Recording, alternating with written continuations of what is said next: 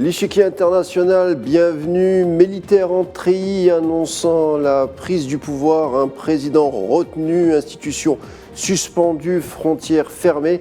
Les autres facteurs suivront dans la foulée. D'autres corps d'armée se joignent à ce concert de coups de force, des manifestations en branle pour scander leur soutien au nouveau maître du jeu. Et enfin, des partenaires occidentaux et africains qui condamnent.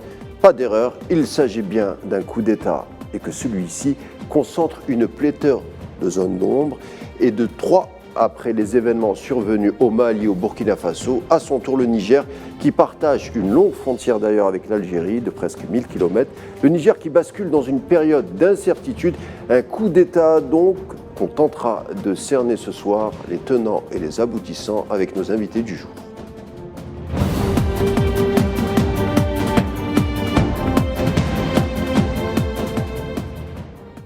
Le président nigérien Mohamed Bazoum, mis sur la touche par un groupe de militaires, c'était mercredi. Vendredi apparaît le nouvel homme fort, pas du pays, du moins c'est trop précoce peut-être pour le dire, mais en tout cas de l'opération de destitution. Il s'agit du numéro 1 de la garde présidentielle, un certain général Abdourahmane Tchiani. Au-delà, il s'agit du 4e coup d'État dans la région du Sahel en quelques mois. Pour ce qui est du point commun avec tous les autres coups d'État, en tout cas un indice qui s'impose, une dynamique qui va à l'encontre de la présence française dans la région. On essaiera d'en connaître un peu plus avec les événements du Niger, avec nos invités du jour. Tout d'abord, j'ai le plaisir d'accueillir Marie-France Réveillard, journaliste et spécialiste des questions africaines, qui connaît bien le Niger d'ailleurs. Bonsoir Marie-France. Bonsoir et merci pour cette invitation. Bienvenue, c'est un plaisir. Et puis de Lomé, nous serons accompagnés du journaliste et analyste Louis Magloire Koumayou. Bonsoir et bienvenue. Bonsoir et merci de votre invitation. C'est un plaisir également.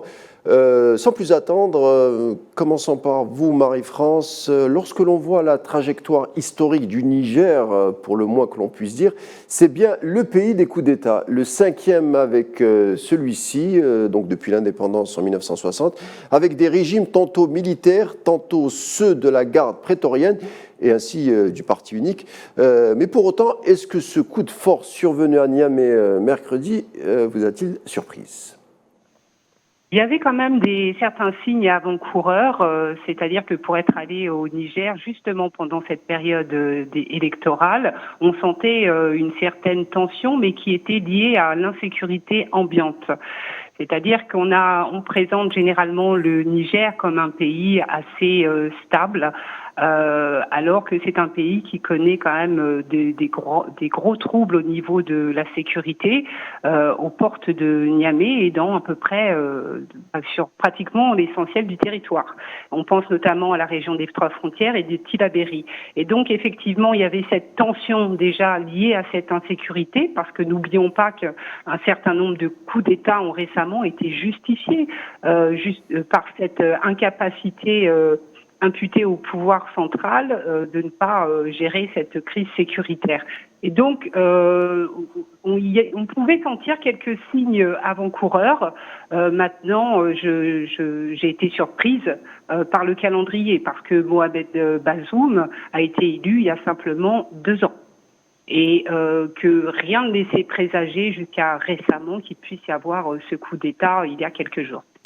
Louis Magloire Koumayou, les putschistes et à leur tête le numéro 1 de la garde présidentielle, le général Abdourahmane Tchiani, évoquent quant aux causes de ce coup d'État, la mauvaise gouvernance, la mauvaise gestion économique ou encore l'impasse de solutions sur le volet sécuritaire de la part de Mohamed Bazoum. Les raisons semblent floues, non ? Ça reste très flou parce qu'il faut toujours faire bonne figure. On ne peut pas faire un coup d'État et ne pas expliquer les motifs pour lesquels on a pris les armes et décidé de destituer un président alors que la volonté populaire l'a porté à la tête du pays. J'ajouterai aux signes d'insécurité qu'évoquait Marie-France le fait que le Niger est au carrefour de 2 mouvements djihadistes. Vous avez déjà le mouvement qui a lieu en Afrique de l'Ouest avec Al-Qaïda et tout le reste, le GSIM. Et vous avez également en Afrique centrale, dans la zone du lac Tchad, vous avez également Boko Haram. Et donc, quand vous mettez tout cela ensemble et que vous y ajoutez la frontière libyenne, qui est quand même la source de déstabilisation actuelle du Sahel et des pays du Golfe, vous entrez dans une zone de turbulence plutôt costaude. On peut reprocher au président actuel, Mohamed Bazoum, de n'avoir peut-être pas fait tout ce qu'il fallait pour régler la situation, mais ça ne se règle pas d'une baguette magique. Vous vous souvenez que après les attentats contre les tours jumelles au début des années 2000, on est entré dans une zone d'insécurité dont on n'est toujours pas sorti dans la plupart des grands pays, capitales occidentales. Qu'il s'agisse de la France, qu'il s'agisse de la Grande-Bretagne, aujourd'hui, on est dans un régime d'insécurité permanent. Donc, on est dans l'état d'exception en permanence pour ce qui est de la sécurité. On va en parler. Allez-y, je vous en prie, allez-y. Et le Niger n'est pas une exception. J'ajouterai à cela aussi deux autres éléments supplémentaires. Le premier étant que l'élection du président Bazoum a eu lieu dans un contexte politique relativement apaisé, puisque le président avait choisi, après 2 mandats, de ne pas modifier la Constitution, comme la plupart des présidents l'ont fait dans la région, et surtout de choisir très tôt le candidat qui sera celui du parti. Le parti l'a investi. Vous parliez de Issoufou. Mohamed Issoufou, oui. Et donc, après cela, le débat qu'il y a eu au sein de la population était, d'une part, qu'on a exclu certains leaders de l'opposition qui ne pouvaient pas se présenter, et d'autre part, que la nationalité nigérienne du président Mohamed Bazoum était contestée par un certain nombre de Nigériens. Donc, quand vous mettez tous ces éléments ensemble, cela justifie les 3 tentatives de coup d'État, dont le dernier qui semble avoir réussi. On va en parler. Marie-France Réveillard, il y a quelques jours encore, la garde présidentielle était loyale à Bazoum, et puis il y a eu une rupture. Qu'est-ce qui s'est passé ? Alors, pour l'instant, on n'a pas encore le détail de tout ce qui s'est passé, mais disons que de dire que la garde présidentielle était fidèle à Bazoum, ça serait peut-être un peu trop vite s'avancer. C'est une garde présidentielle qui avait été créée par son prédécesseur, donc le président Issoufou, et le général Chiani était un proche de l'ancien président. En revanche, les rapports entre Mohamed Bazoum et ce général étaient peut-être pas aussi tenus que ceux qu'il entretenait autrefois avec le président Issoufou. Et d'ailleurs, de sources bien informées au Niger, Mohamed Bazoum prévoyait un redimensionnement de cette garde présidentielle. Alors, est-ce que de là à en conclure que le général Chiani s'est inquiété pour son poste, ça serait s'avancer, mais en tout cas, c'est une des versions qui circulent aujourd'hui. On ne peut pas dire qu'il ait été proche et qu'il ait été vraiment loyal, oui, jusqu'à un certain point, mais visiblement, il y avait déjà un certain nombre de dysfonctionnements en interne et qui sont apparus au grand jour pendant ce coup d'État. Alors, lui, Magloire Koumayou, parlons un peu plus de cette garde présidentielle. Alors, les chiffres varient. On dit que c'est un bataillon de 700 hommes très équipés, certes, mais il semblerait qu'on ait destitué quand même Mohamed Bazoum assez facilement, lui qui a été élu, dit-on, démocratiquement en 2021. Où sont donc les soutiens, les alliés au sein même des forces de sécurité de Mohamed Bazoum ? Lui qui semble ne pas avoir l'air de maîtriser ni son armée ni sa garde présidentielle.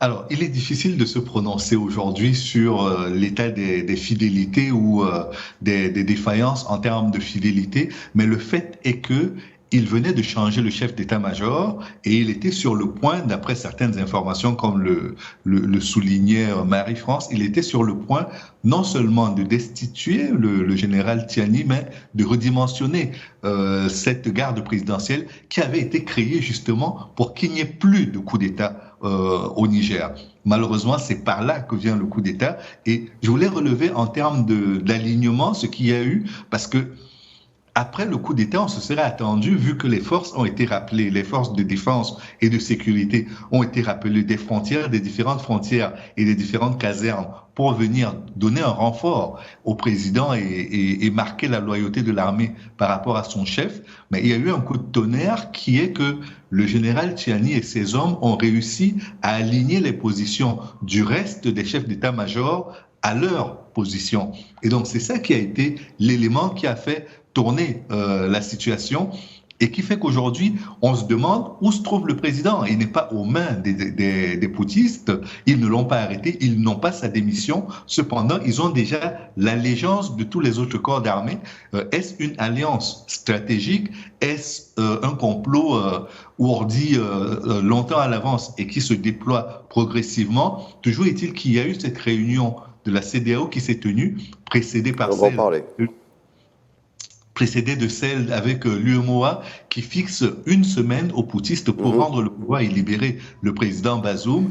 Si cela marchait, peut-être qu'après, on pourrait réécrire l'histoire en ayant un procès digne de ce nom qui montrerait que l'état de droit fonctionne, l'état de droit que ces putschistes ont mis en difficulté à travers leur putsch. Mais lui, Magloire Koumayou, qu'est-ce qu'on sait de ce Tchani? Est-ce que c'est un militaire politisé? Est-ce qu'il a un projet? Qu'est-ce qu'on peut dire sur son profil? Est-ce qu'on le voyait venir? Qu'est-ce que vous pouvez nous dire sur lui?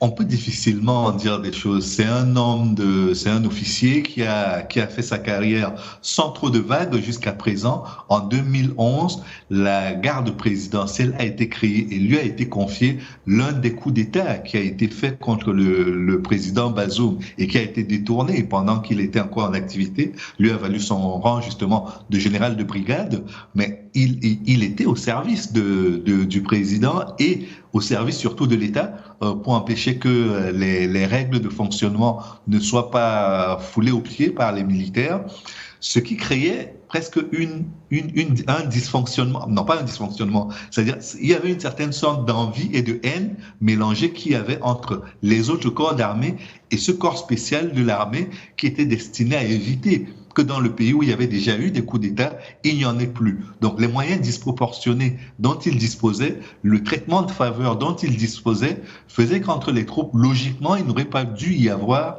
cette alliance que nous avons vue après le coup d'État de mercredi. Mais comme nous l'avons constaté, il y a eu coup d'État, il y a eu allégeance, et maintenant, peut-être que la pression internationale fera changer la donne, mais pour le moment, ce sont les putschistes qui ont la main. Marie-France Réveillard, le Niger est un pays qui contient des contingents militaires étrangers. En plus de la force Barkhane, la force française et ses 1500 hommes, il y a une base américaine importante de drones, sans parler de militaires italiens et allemands. Surtout qu'il y a eu déjà une tentative de coup d'État lors de la prise de fonction de Bazoum en mars 2021. Comment expliquez-vous cette situation dans un pays extrêmement surveillé par les Occidentaux ? Je pense qu'on revient là au début de notre conversation, c'est-à-dire que ça a été un peu soudain quand même, parce que... Même pour les Occidentaux. Je pense que oui, ça a été un petit peu soudain. D'ailleurs, on ne connaît pas encore tout à fait l'historique, de quelle façon est-ce que ça s'est passé, est-ce que originellement le scénario était dressé de cette façon, est-ce que vraiment le général à la base allait voir le président Bazoum et est-ce qu'il escomptait cette issue-là? Rien n'est moins sûr en fait.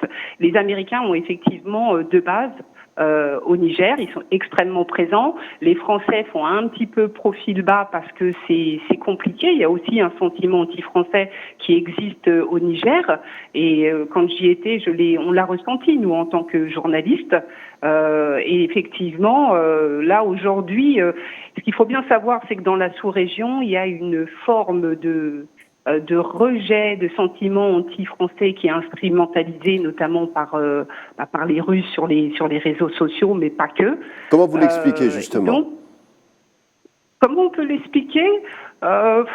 Il y a depuis, je dirais, quelques années, presque une petite dizaine d'années maintenant, une forme de sentiment sankariste un peu galvaudé. Et donc, il y a toute une partie de la jeunesse qui se revendique du sankarisme et qui cherche à recouvrir une forme de souveraineté et donc qui se dresse en opposition contre l'ancienne puissance coloniale qui est la France dans ces pays d'Afrique de l'Ouest essentiellement.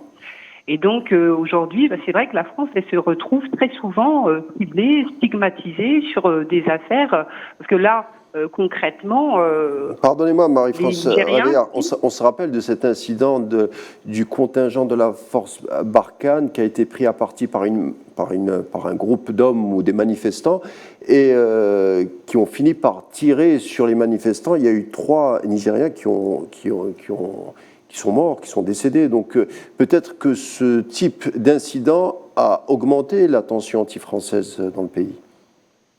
Qu'est-ce que vous en pensez ?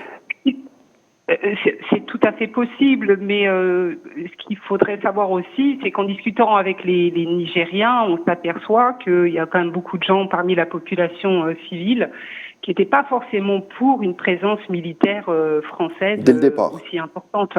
Oui.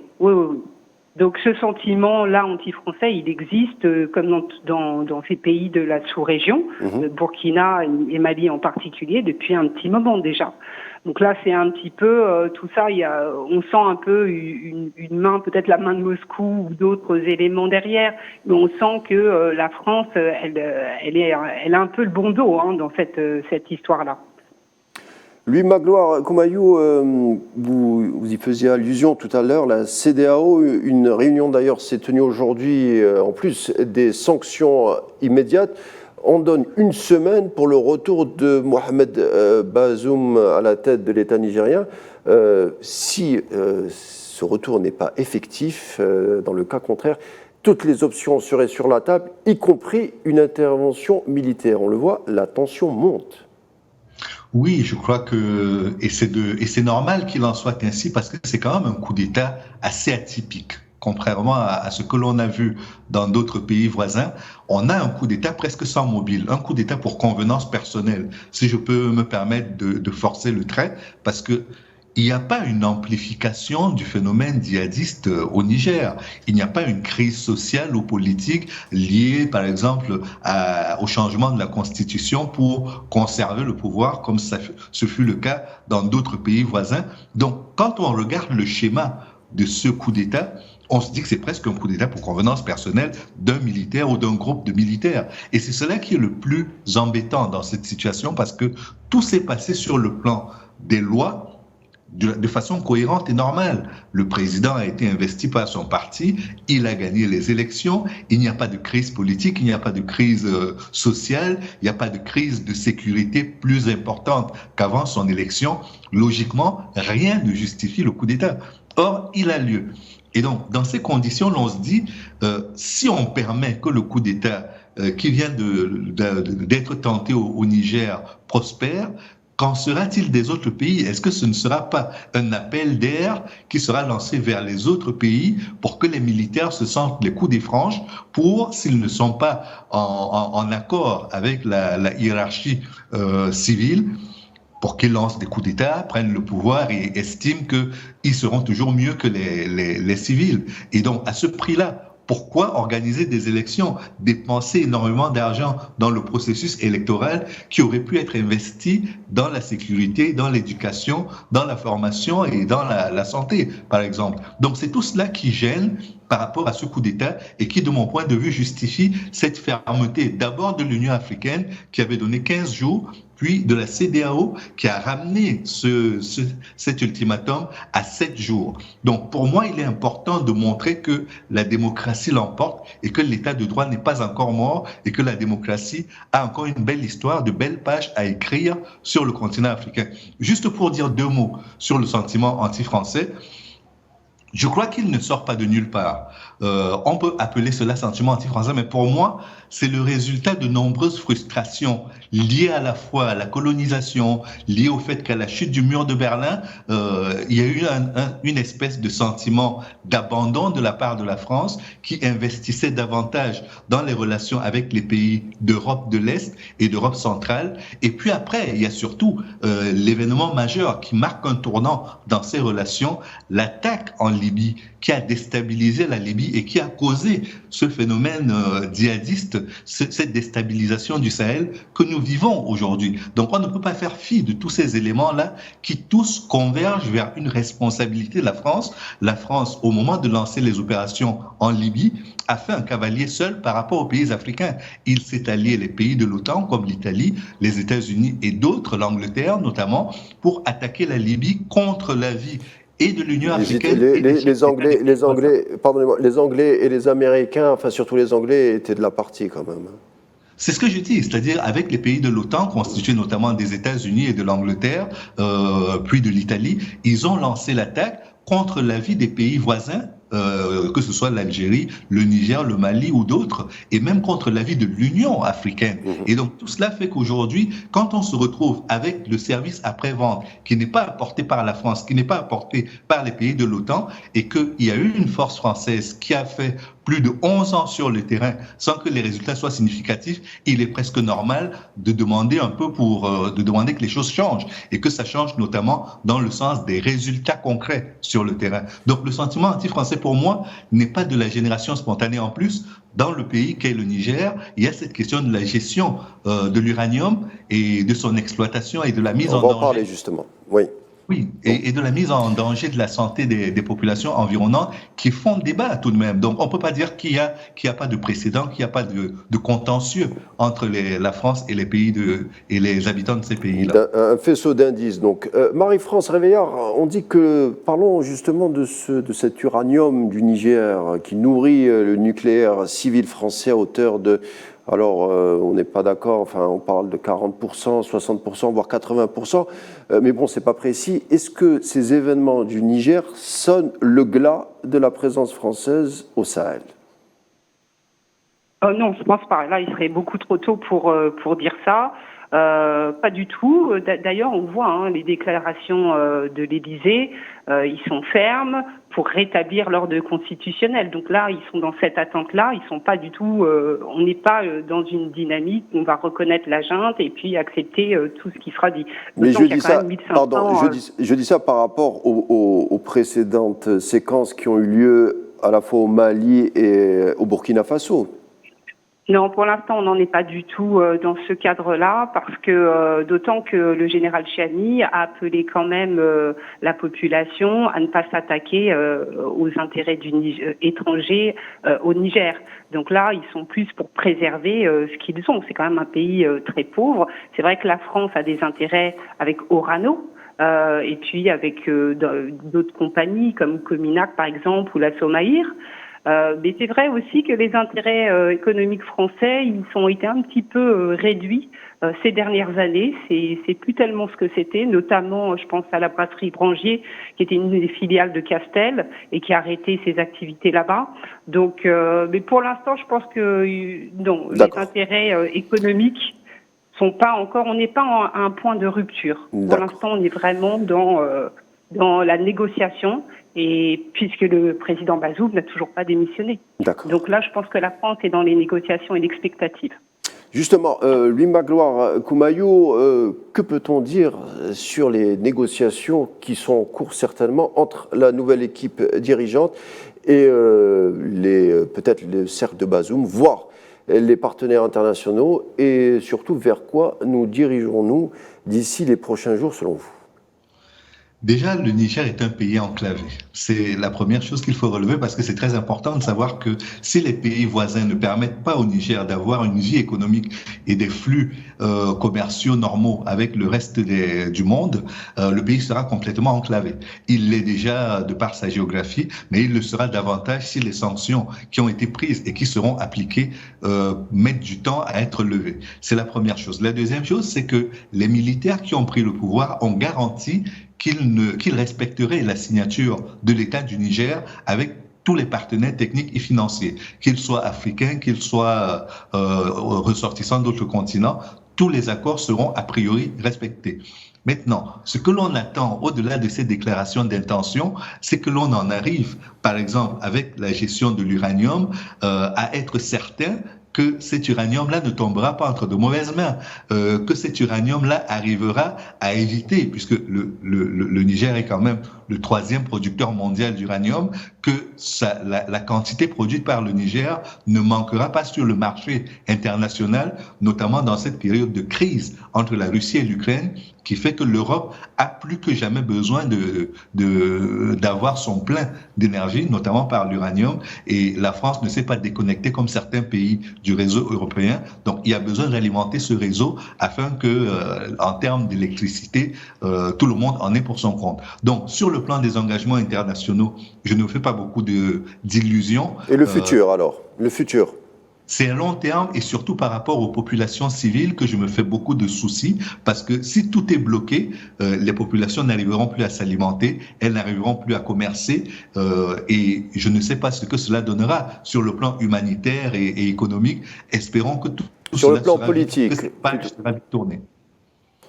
D'accord, ben écoutez, ça sera le mot de la fin, c'est entendu. Merci beaucoup pour vos explications. Je tiens également à remercier Marie-France Réveillard d'avoir été des nôtres. Merci à tous les deux d'avoir enrichi et nourri les échanges. Pour ma part, je vous souhaite, vous, chers téléspectateurs, une bonne soirée et vous dis à demain pour un autre numéro de l'Échiquier international.